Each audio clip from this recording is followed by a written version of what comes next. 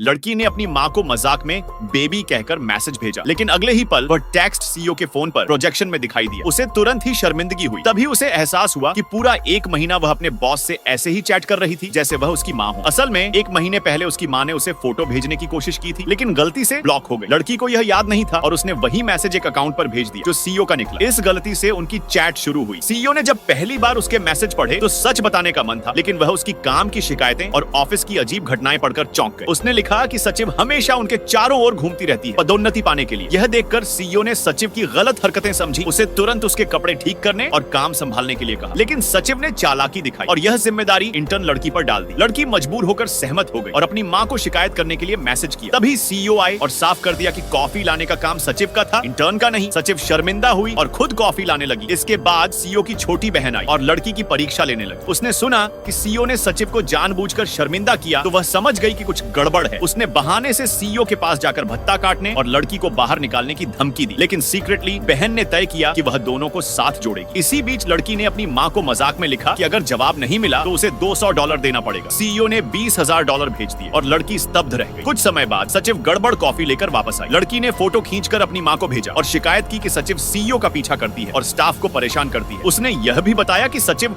बड़ी anniversary project का credit चुराने की कोशिश कर रही है। सीईओ क्रोधित हो गए और एनिवर्सरी प्रोजेक्ट लड़की को सौंप दिया। सचिव फिर शर्मिंदा हुई। सीईओ की बहन इस बात पर पक्की हो गई कि सीईओ को लड़की पसंद है। लड़की घबरा गई और मजाक बताते हुए कहा कि वह पहले ही सगाई कर चुकी है। उसकी दोस्त ने तुरंत यह बात सीईओ को बता दी। उसी समय पुरानी मैडम ने सीईओ को कॉल किया और उनकी बचपन की मंगेतर एनिवर्सरी पार्टी में लाने की बात कही। सीईओ ने लड़की को बाहर देखा और सोचा उसे मना कर दूं, लेकिन वह मंगेतर वही थी। लड़की के चाचा ने भी उसे मंगेतर से मिलने के लिए कहा। दोनों बचपन में एक दूसरे को जानते थे, लेकिन अब चेहरे याद नहीं थे। एनिवर्सरी पार्टी का दिन आया। लड़की पार्टी की तैयारी कर रही थी और गलती से सीईओ का फोन प्रोजेक्टर में लगाया। चालाक सचिव ने स्टाफ को रिश्वत दी और फोन में संदिग्ध फाइलें रख दी ताकि लड़की शर्मिंदा हो। तभी पुरानी मैडम आई और लड़की को तुरंत पहचान लिया। सचिव ने मौके का फायदा उठाते हुए प्रोजेक्शन चालू करने का आदेश दिया, लेकिन लड़की ने अपनी माँ को फिर से मैसेज किया। जैसे ही सीईओ ने फोन अनलॉक किया, चैट स्क्रीन पर आई और अंतरंग शब्दों ने हड़कंप मचा दिया। सचिव स्तब्ध रह गई और पूरा जमावड़ा दोनों की ओर देखने लगा। इस घटना ने ऑफिस की सारी सत्ता, चालाकी और रोमांस को एक साथ उजागर कर दिया।